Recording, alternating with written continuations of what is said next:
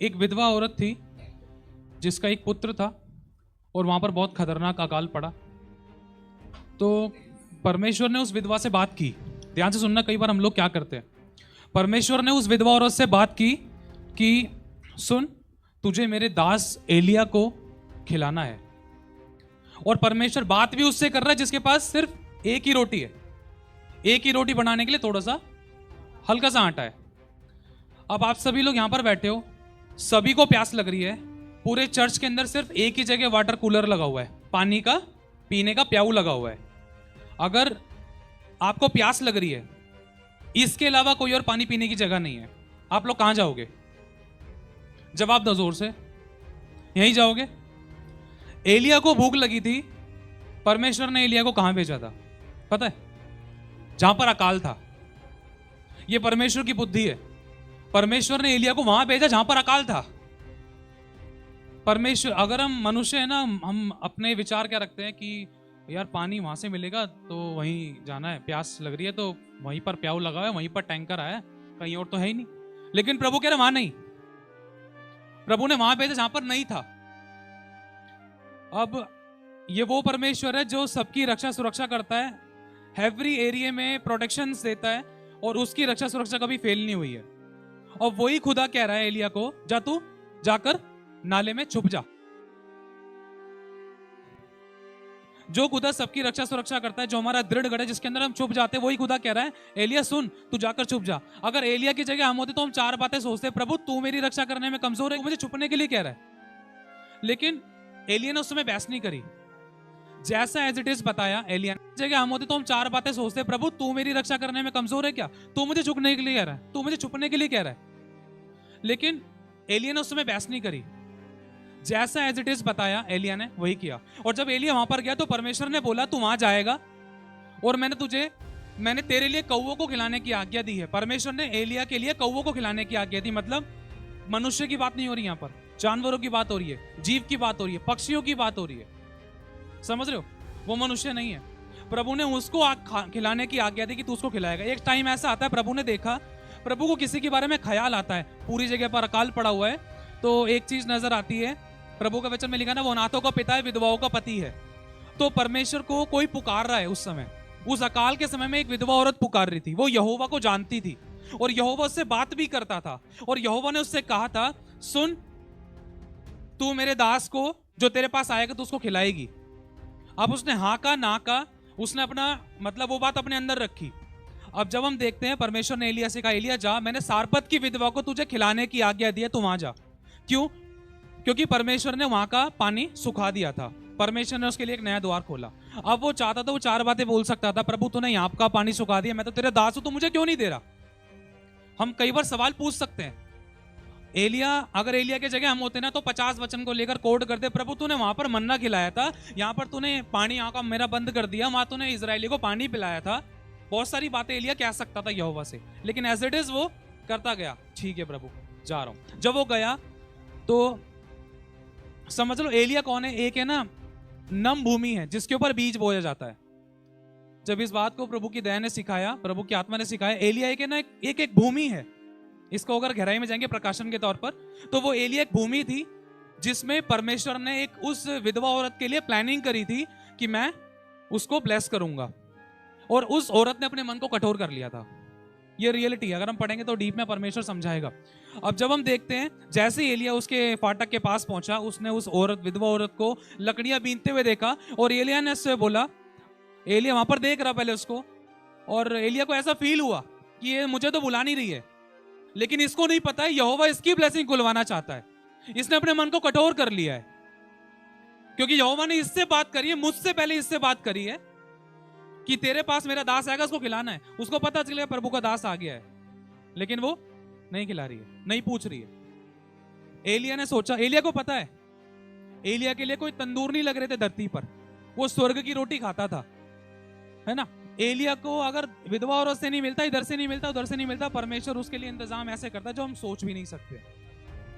एलिया परमेश्वर का एक ऐसा नबी था जिसको खुद स्वर्ग से परमेश्वर ने स्वर्गदूतों के द्वारा रोटी पकी पकाई दी थी। वो अपने नबियों की देखभाल करता है।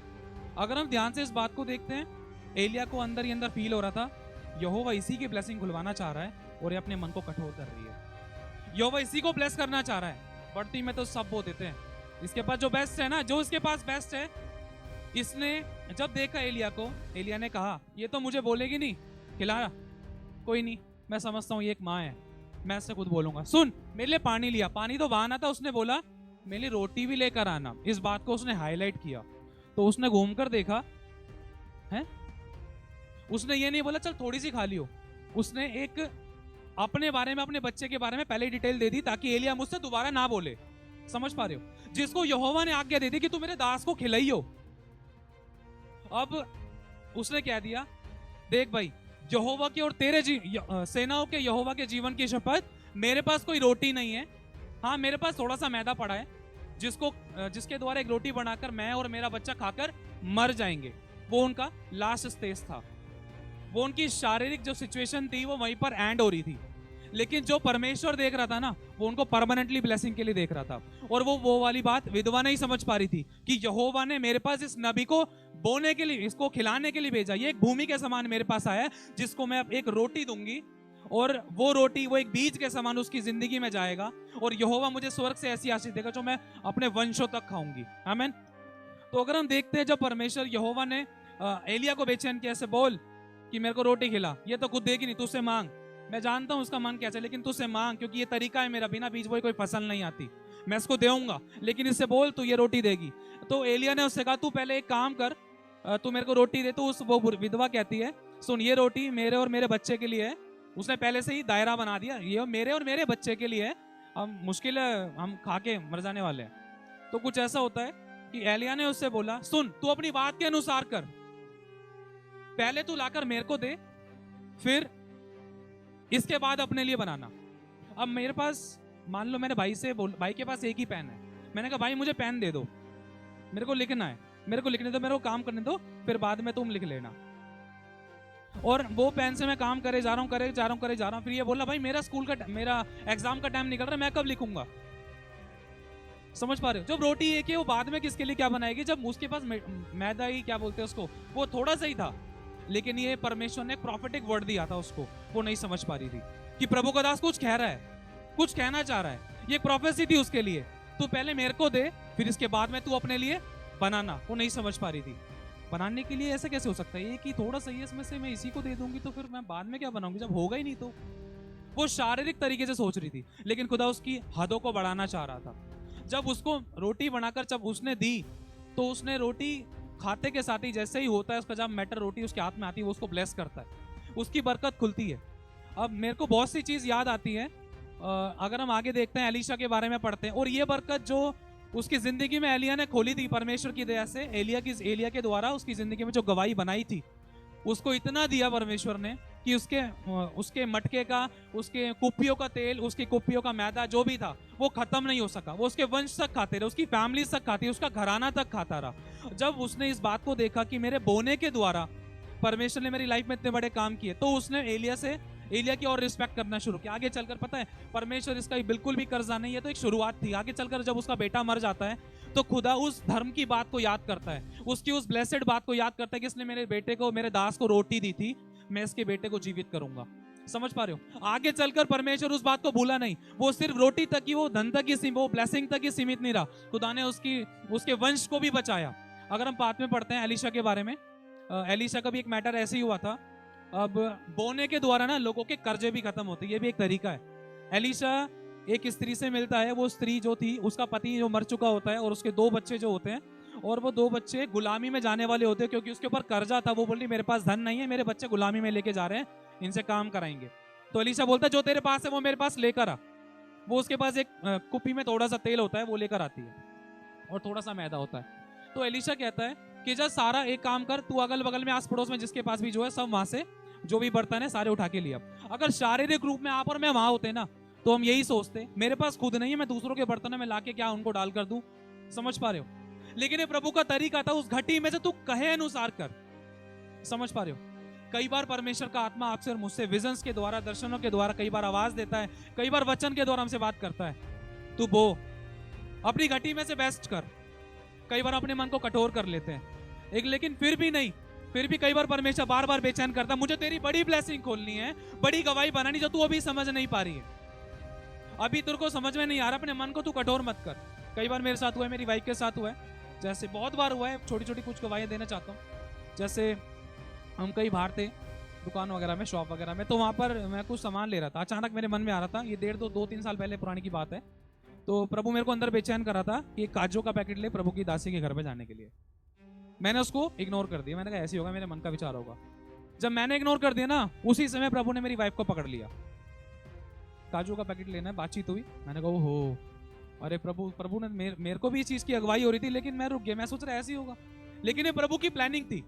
कई बार हमेशा इस बात को याद रखना है हमें, भलाई के लिए, महिमा के लिए और परमेश्वर के राज्य को बढ़ाने के लिए। जब कभी बोने की बात आती, जब अंदर से मन व्याकुल होता है, तो वो शैतान की तरफ से नहीं होता कभी।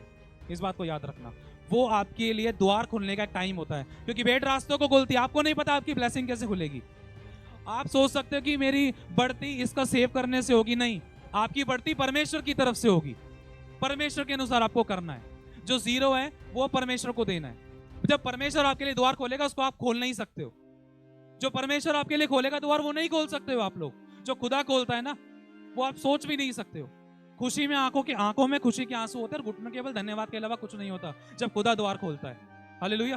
तो इस चीज को हमें समझना है। कई बार अपने मनों को कठोर कर लेते हैं। उन्होंने अपनी तरफ से बेस्ट दिया। अब कैसे दिया वो कई बार नहीं दे पाते, लेकिन फिर भी प्रभु का आत्मा प्रभु के दास के द्वारा बोल रहा था कि तू मुझे खिला। तरीका है, आज ये जो भवन है ना, ये खेत है, और हम सब है ना वो लोग हैं, हम सब बढ़ना चाहते हैं। हम इस खेत के अंदर बोने वाले कुछ ऐसे लोग हैं जिनको परमेश्वर ने ठहराया, ताकि इस भवन की जिम्मेदारी, इस भवन की सेवकाइयां फलवंत हो। असल में हम यहाँ पर ये बढ़ाने के लिए नहीं कर रहे, हम अपने आप को बढ़ाने के लिए कर रहे हैं, क्योंकि यही तरीका है। उस औरत की बढ़ती तब हुई जब उसने अपनी घटी में से खिलाया था। समझ पा रहे आप लोग? ये तरीका है परमेश्वर का, ये प्लान है जिसके द्वारा, ये प्रोसेस है जिसके द्वारा हम बढ़ सकते हैं, ब्लेस हो सकते हैं, जिसके द्वारा खुदा को करना ही पड़ता, क्योंकि वो वचन में कहकर फंस चुका है वो। जब उसने कह दिया, आपको बस वचन को पूरा करना है। बात यह है, कई बार अप एंड डाउन होते हैं, कई बार विरोध आ सकता है, कई बार फैमिली वाले, पड़ोसी अड़ोसी, कोई कुछ भी कह सकता है, इतना करेगी उतना करेगी, कहां से मिल रहा है। कई बार ऐसे विचार आ सकते हैं, क्योंकि शैतान को पता चल चुका है तेरी बड़ी ब्लेसिंग खुलने वाली है, लेकिन आप नहीं समझ पा रहे हो। लेकिन जब आप बोगे ना, वो फलवंत होगा, वो गवाही आपकी जिंदगी में पार्ट होगी ना, तो वो लोग जो रोक रहे थे ना, वो गवाहियों को देखकर उनका विश्वास मजबूत होगा। तब आप खुलकर बोल सकोगे कि मेरी खुदा की ओर से था मेरा बोना, और परमेश्वर ने मुझे गवाहियां दी। हालेलुया। तो प्रभु सभी को आशीष दे। जय मसीह की। सभी को प्रभु ने मौका दिया। Thank you Lord.